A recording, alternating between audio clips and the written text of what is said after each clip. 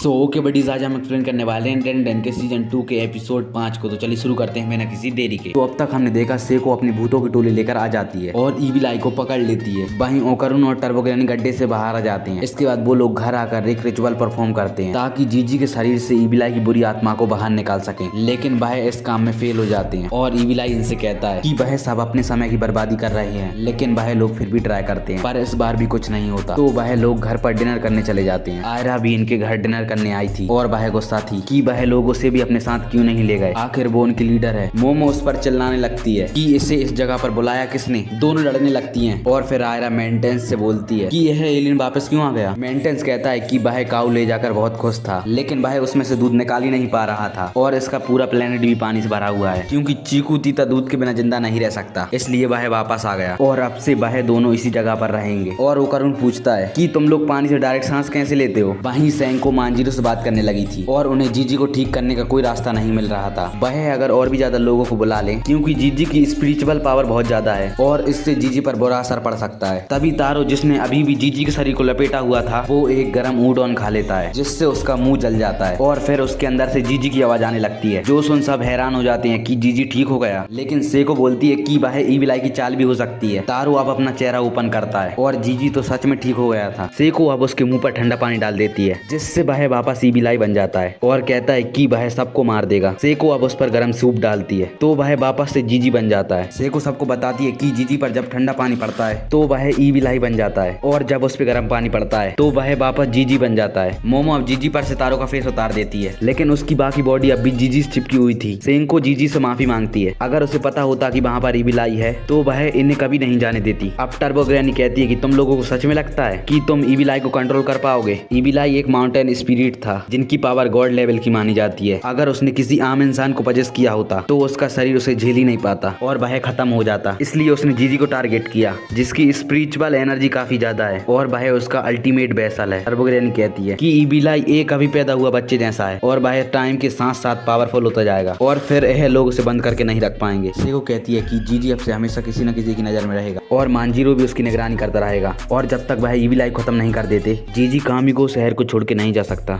क्योंकि शहर के बाहर इनकी पावर कम हो जाती है। साथ में अब सब लोग गर्म पानी का थर्मस लेकर घूमेंगे ताकि वह उसे जीजी के मुंह पर मारकर नॉर्मल कर सके। और जीजी को भी ध्यान रखना होगा कि वह ठंडे पानी से दूर रहे, हाथ धोते समय, पानी पीते समय और बारिश से भी बच के रहना होगा, क्योंकि थोड़ा सा ठंडा पानी पड़ते ही वो ईविल आई में ट्रांसफॉर्म हो जाएगा। इसके बाद मेंटेंस वहां से जाने लगता है और मोमो से पूछते हैं कि अब वह कहाँ रहेगा। तो मेंटेंस बताता है कि वह पास ही के एक डेयरी फार्म में काम करने वाला है। यह सब जुगाड़ सेंको ने किया है, अगर इन्हें कभी भी जरूरत पड़े तो वह मेंटेंस को बुला सकते हैं। वहीं आयरा तो तब से ही मेंटेंस के बच्चे के साथ खेलने लगी थी और ओकरुन बड़बड़ करने लगता है कि उसका यूएफओ उड़ता कैसे है, वो पेट्रोल पे चलता है कि डीजल पे। मेंटेस उससे कुछ कहता है पर वह भाषा इन्हें समझ में ही नहीं आती। अब मोमो मेंटेस से पूछती है कि उसका असली नाम क्या है, जिस पर मेंटेस बोलता है कि टीनी वीनी। जो सुन वह लोग कहते हैं कि मेंटेस ही ठीक है। इसके बाद वह अपने यूएफओ में बैठ के वहां चले जाते हैं। अब अगले दिन वह हॉस्पिटल जाने लगते हैं, जहाँ पर जीजी के पेरेंट्स भर्ती हैं। मोमो और ओकरुन पीछे बैठे हुए थे और वह एक मूवमेंट भी शेयर करते हैं, जिसमें मोमो जानबूझकर ओकरुन के हाथ पे हाथ रखती है और दोनों शर्माने लगते हैं। ओकरुन मोमो से पूछता है कि वह क्या कर रही है, तो मोमो कहती है कि कुछ भी तो नहीं। तभी जीजी चिल्लाने लगता है कि तारो उसकी बात नहीं सुन रहा। जीजी की अभी सिर्फ गर्दन आजाद हुई है, उसका बाकी शरीर अब भी तारो के कंट्रोल में है। वह लोग जीजी के पेरेंट्स के लिए गिफ्ट भी लेते हैं और मोमो कहती है कि काश वह जल्दी ठीक हो जाए। जीजी बोलता है कि वह लोग बहुत ज्यादा मस्ती करते हैं, उसे तो उनकी बिल्कुल भी चिंता नहीं है, लेकिन हॉस्पिटल में उन्हें देखते ही जीजी बच्चों की तरह रोने लगता है। मोमो तारो से कहती है कि वह उसका हाथ ऊपर करे, पर वह जीजी को अजीब तरह से नचाने लगता है। न्यूज में बताया जाता है कि ज्वालामुखी फटने से कोई भी जनहानि नहीं हुई है और जंगल की आग को भी काबू कर लिया गया है और साथ में पूरी कीतो फैमिली को पुलिस ने अरेस्ट कर लिया है, लेकिन इनकी लीडर नाकी कहीं भाग गई है और पुलिस उसे ढूंढने में लगी हुई है। हम देखते हैं कि नाकी जंगल में छुपी हुई थी, लड़ाई में उसका एक हाथ टूट गया था। नाकी कहती है कि मैंने 200 साल लगा दिए थे उसे इतना बड़ा करने में। वह सुचुनोकू की बात कर रही थी। वह अब गुस्से में चिल्लाने लगती है और एक पेड़ को उखाड़ कर फेंक देती है। इसके बाद वह अपने शरीर को कांचली की तरह उतार देती है और हम देखते हैं कि नाकी इंसान है ही नहीं बल्कि एक मॉन्स्टर है और 200 साल से वह इंसान की शक्ल में घूम रही थी। वो कहती है कि मैं तुम्हें छोड़ूंगी नहीं मोमो, तुमने जमीन के भीतर रहने वाले सभी मॉन्स्टर को अपना दुश्मन बना लिया है। अगले दिन मोमो और ओकरुन साथ में स्कूल जाने लगते हैं। वो पूछता है कि जीजी अब कैसा है, तो मोमो बताती है कि शायद हायासी रिचुअल करके उसे ठीक किया जा सकता है, पर कोई हायासी करने के लिए तैयारी नहीं है। ओकरुन बोलता है कि अगर तारो की सील हट गई तो हमें फिर से ईविल आई से लड़ना पड़ेगा। मोमो कहती है कि हाँ शायद, और वह ओकरुन से कुछ पूछना चाहती है, पर वह कुछ बोले उससे पहले मोमो की दोनों दोस्त मीको और मोको आ जाती हैं और मोमो इन्हें फिर से जिसे देख बहुत ज्यादा खुश हो जाती है। मीको बताती है कि जीजी के गांव में ज्वालामुखी फटा है और उसके ऊपर लोगों ने यूएफओ भी देखा है। खैर बाहर सब स्कूल पहुंच जाते हैं। वहीं आयरा की क्लास में उससे कोई बात नहीं कर रहा था जब से उसने सबको सच बताया है कि उसने मोमो के खिलाफ बाहर रीमर फैलाया था। आयरा बहुत अकेला महसूस कर रही थी। तभी मोमो और ओकारून उसके पास आ जाते हैं और मोमो उसे खींचकर अपने साथ ले जाती है, जो देख बाकी क्लासमेट्स हैरान थे क्योंकि इन दोनों में तो लड़ाई हो गई थी। मोमो अब ओकारून और आयरा से कहती है कि वह दोनों आज उसके घर सोने आए ताकि वह लोग मिलकर जीजी पर नजर रख सके और सेको भी थोड़ा आराम कर सके।